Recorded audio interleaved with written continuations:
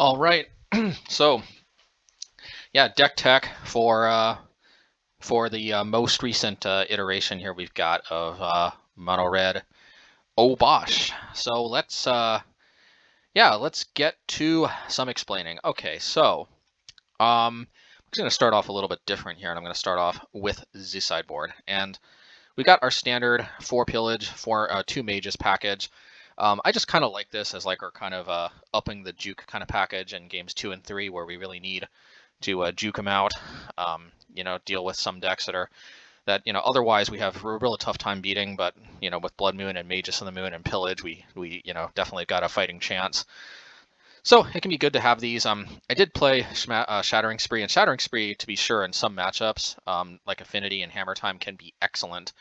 But we got Blast Zone, and I think Blast Zone is going to definitely help out a lot against Hammer Time. It definitely has in the past, so maybe we don't necessarily need to reach for Shattering Spree. We shall see. I love the versatility of Pillage. It's by no means the most efficient artifact hate card, but it is extremely versatile, and for that I really do like it. Relic of Progenitus, enough said. We've seen this card in action. We know this card's great. Ensnaring Bridge. Okay, I'm playing Ensnaring Bridge before. So what's going on here? Well, okay. The reality is that there are just certain decks that just kind of outmuscle us if we let them.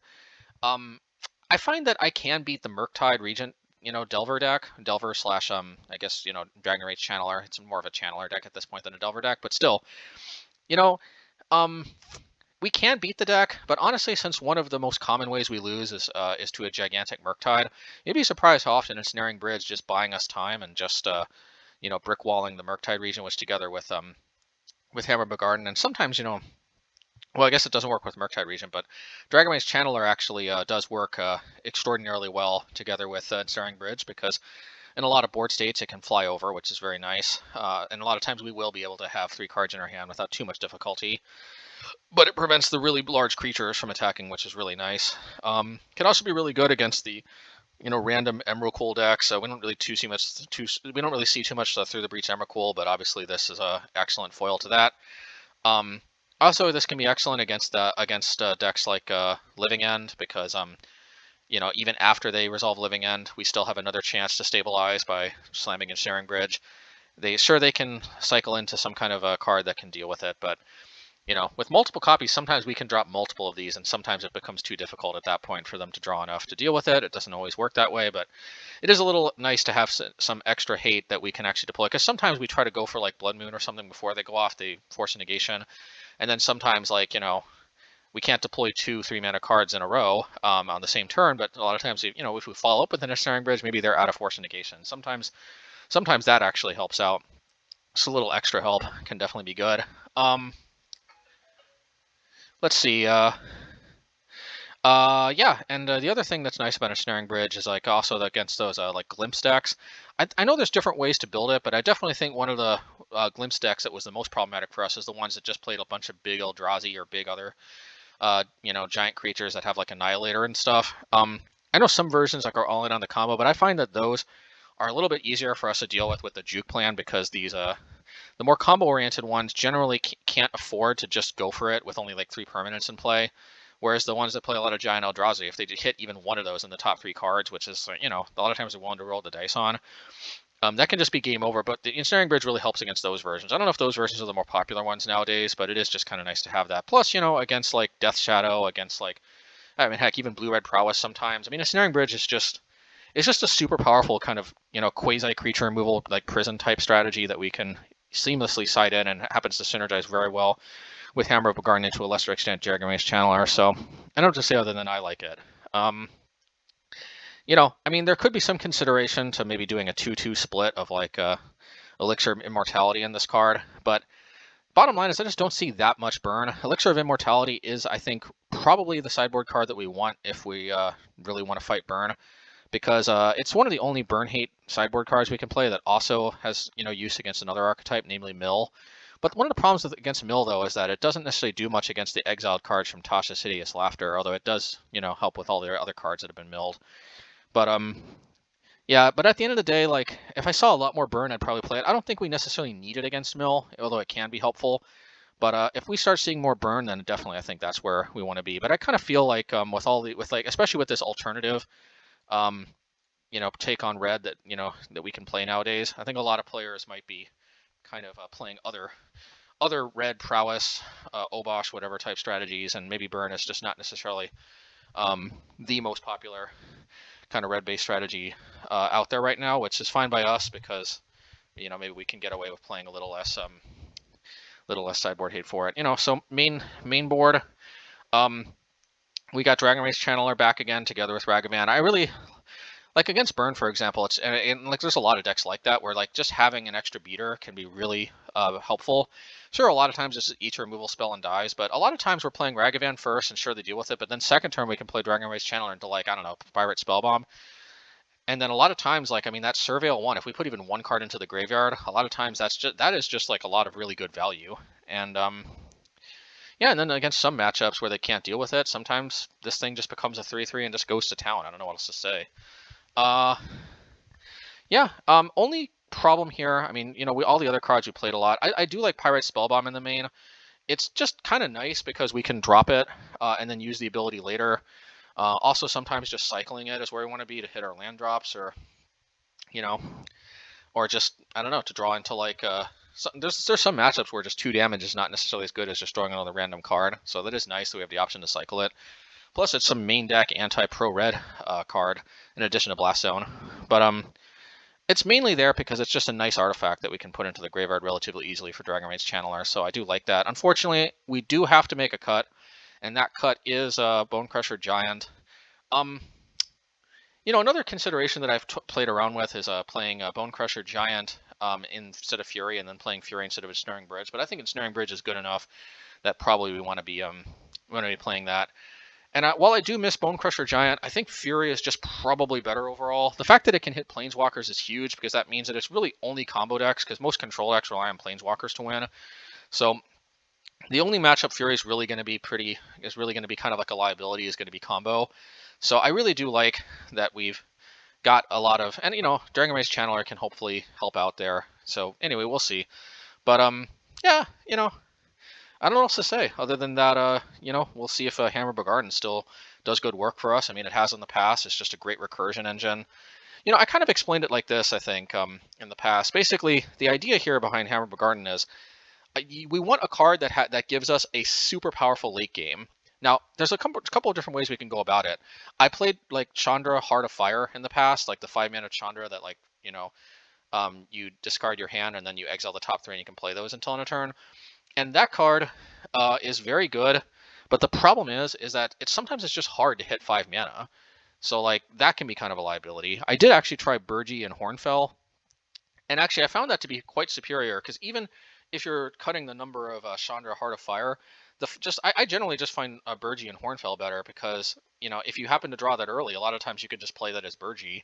But later in the game, if you got enough mana, you can play it as Hornfell, and then every card you draw is basically like a light up the stage, and then you just go nuts by lighting up the stage every single turn. So, but at the end of the day, though, I tried all those things, but ultimately, I think Hammer Bogargan just comes out on top of all that stuff, because most of the time, 3 mana for 3 damage is going to be better than like 3 mana for a 3/3 with a quasi combo type ability. Plus, on top of that, unlike Burgee and Hornfell, like we don't have to choose one or the other. Like we can just play it in its base form of like the 3 mana kind of regular play, and then later in the game it kind of does like a Hornfell and or Chandra impersonation of just kind of giving us endless value late in the game, without necessarily the downside of having it be a dead card. I don't know what else to say. Just like we wouldn't think twice about playing like a 5 mana Haymaker type card, but a card that can just like resurrect itself from the graveyard to hand. I mean, I don't know what else to say other than that. I think this compares incredibly favorably to the other late super late game options we have. So we'll see if this continues to do well for us. It certainly has in the past. Den of the Bugbear has just been very free for us. That's why we've really liked it. It doesn't always attack, but I mean, hey, can't complain when it very rarely comes into play tapped. Especially with Blood Moon, because sometimes when it does come into play later, sometimes we got Blood Moon in play anyway. But if we don't have Blood Moon, a lot of times it's worth it to just have it come into play tapped to be a really good utility land. Wooded Foothills, you know, just extra fodder for Dragon Rage Channeler. We're not playing Shinka, and honestly, that's really just because, you know, with only 8 basics and 4 fetches, I just really, really don't want to run out of basics. And you'd be surprised how many times I come close to running out of basics with 7. And sure, like, you know, 8 is only 1 card difference, but when you've only got 7 basics, trust me, adding another basic, it's a big difference. There's a big difference between 7 and 8. Not as big of a difference between like 15 and 16, but there's a big difference between 7 and 8 when it comes to basics. So, and honestly, I almost never really used Shinka anyway. It did come up like in very few corner cases, and sometimes, honestly, when it did come up, it felt like it was a mistake to use 2 mana to give my Ragavan first strike, and it would have just been better to burn the creature away anyway. That does, you know, that's not always going to be true, but anyway.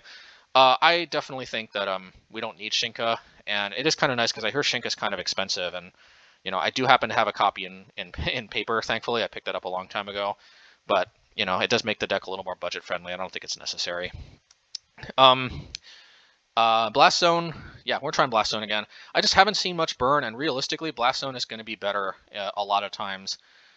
If you're just not seeing a lot of burn, and it's just really cool to have access to a very powerful sideboard card in the main deck. That's really what I'm doing here. I'm just squeezing a sideboard card in the main deck, and yeah, you know, anybody who knows me knows that squeezing sideboard cards into the main deck is one of my hallmarks. Having powerful sideboard cards is one of the easiest ways to pick up extra wins. So I'm all about that.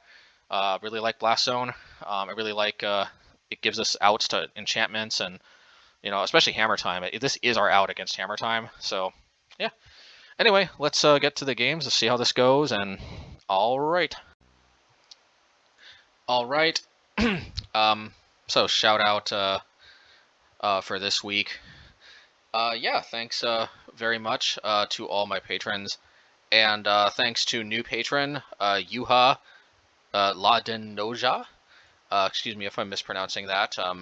I believe that's a Finnish name, but you know, I'm not. By no means do I claim to be a name expert. You know, my name is also, you know, kind of a name subject to having some people misunderstand how to pronounce it. So I certainly did not. So certainly, yeah, I guess I could say I'm in the same boat sometimes. But yeah. In any case, thank you very much to Frederick Lemay. Thank you very much. Povilis Tamasauskas, you know, again, excuse me if I'm mispronouncing the name, Alexis, Jeremy Elder, Brett, Michael Patton, Tyler Smith, Jonas Sandiger, SWDJP, Alexi Sher Baku, I think that's how you pronounce it, Brendan Hopgood, Trent Crofts, Jeff Clark, Adam Boyd, Gabriel W., Rodrigo Tomazi, Andrew Watts, yeah, thank you, and of course, you know, Yuha La Denoja, you know, thank you very much to all of my patrons. It's very appreciated.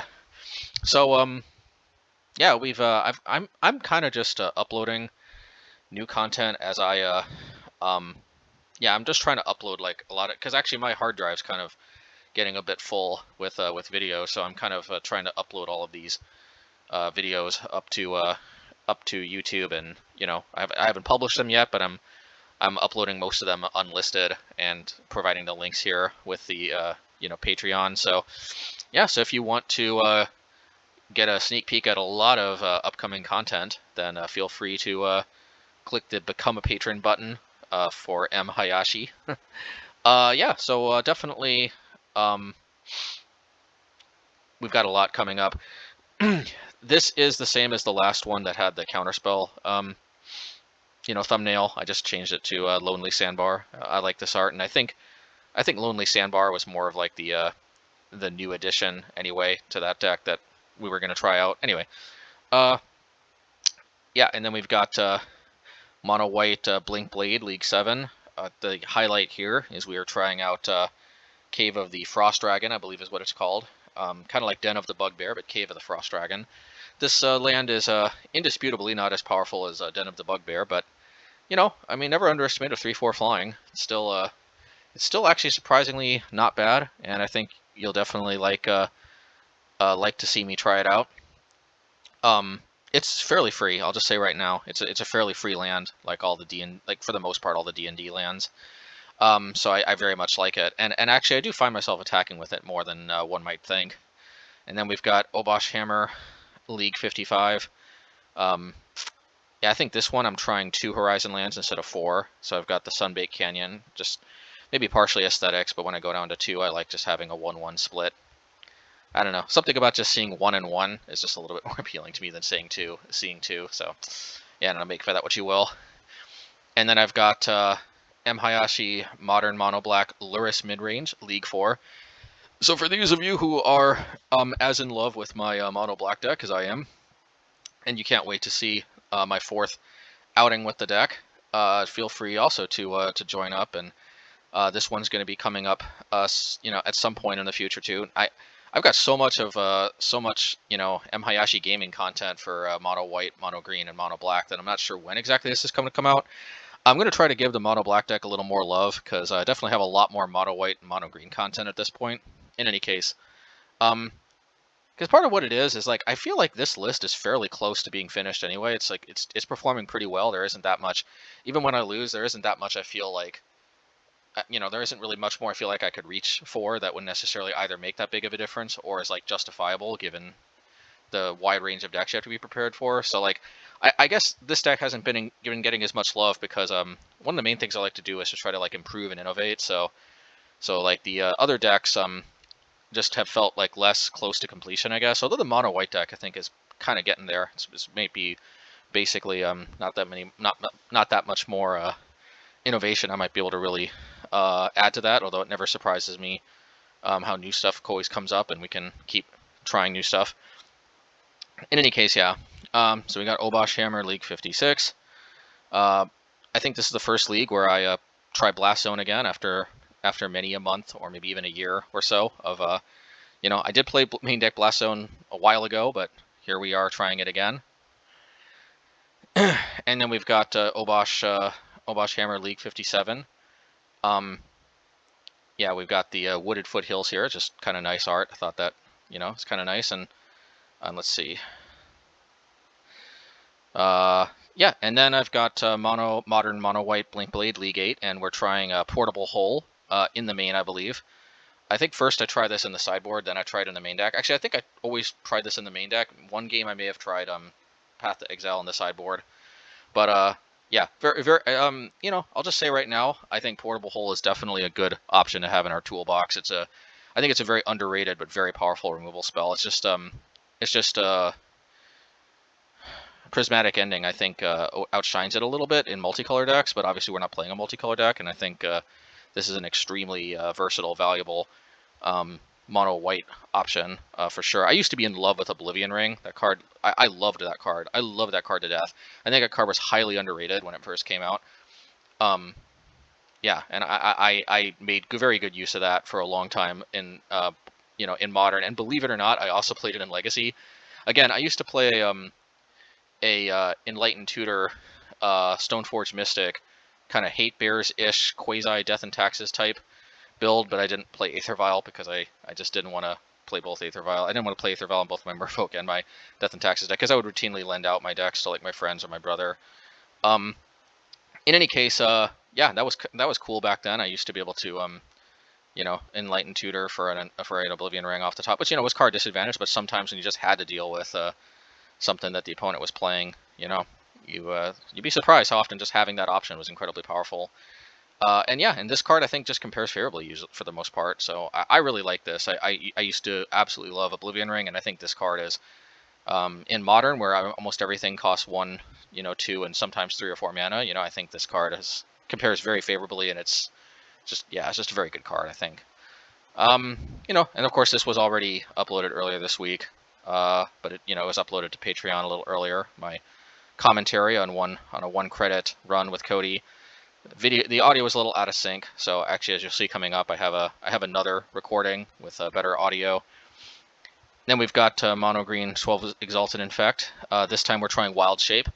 I was stoked for Wild Shape when somebody first suggested it to me. So I don't think I'm done necessarily testing it, but I do think it has promise. There definitely is some potential there.